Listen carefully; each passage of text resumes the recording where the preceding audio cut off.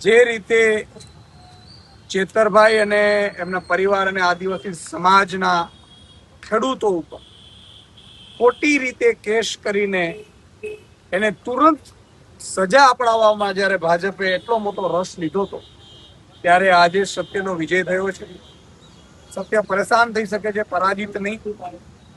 આજે માનનીય હાઈકોર્ટ તે ચેતરભાઈના પત્ની સંકુતલાબેન અને બીજા 4 એમ મળીને 5ના જામીન મંજૂર કર્યા છે. આગામી સમયમાં ચેતરભાઈ સહિત જે બાકી રહ્યા છે એમના પણ જામીન મંજૂર થશે, એમને પૂરો વિશ્વાસ છે. આ સમગ્ર કેસ ફરજી બનાવવામાં આવ્યો હતો, ફરજી રીતે જેલમાં નાખવામાં આવ્યા હતા. ચેતરભાઈ ડરી જાય, ચેતરભાઈ આદિવાસી સમાજનો અવાજ ન બને, અવાજ જાગૃત ન કરે આદિવાસી સમાજને, અને જળ જંગલ જમીનના મુદ્દા ન ઉઠાવે ને ત્યાં મોટી કંપનીઓ આવી શકે એ માટેનો ભાજપનો ષડયંત્ર હતું. પરંતુ એ ષડયંત્રનું ધ્વસ્ત થયું છે. ચેતરભાઈ વસાવા મજબૂતાઈથી ઉભા રહ્યા છે, આદિવાસી સમાજ સાથે ઉભા રહ્યા છે અને એમણે સંઘર્ષ કર્યો છે. આદિવાસી સમાજ માટે 1 વાર જેલમાં ગયા, 2 વાર ગયા, 3 વાર ગયા, એમના પરિવાર પણ ગયા.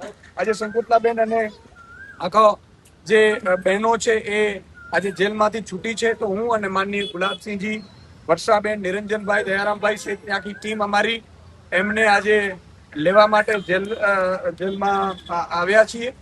અને અમે વિશ્વાસ અપાવીએ છીએ આદિવાસી સમાજને કે તમારો અવાજ ગૂંજતો રહેશે. ચેતરભાઈ વસાવા ટૂંક સમયમાં જેલથી બહાર આવી જશે અને આદિવાસી સમાજ માટે બમણા જોરથી ચેતરભાઈ વસાવા લડશે. અને ભાજપને પણ કહેવા માંગુ છું કે હવે વારંવાર ચેતરભાઈને જેલમાં નાખીને તમે જે ષડયંત્રો કરો છો એનાથી તમને જ નુકસાન થાય છે. ત્યારે અંબાજીથી ઉમરગામ સુધી આદિવાસી સમાજના યુવાનોમાં રોષ છે. મહેરબાની કરીને હવે ચેતરભાઈ વસાવા ઉપર ખોટી FIR કરવાનું અથવા તો એને જેલમાં નાખવાના ષડયંત્રો ભૂલી જજો.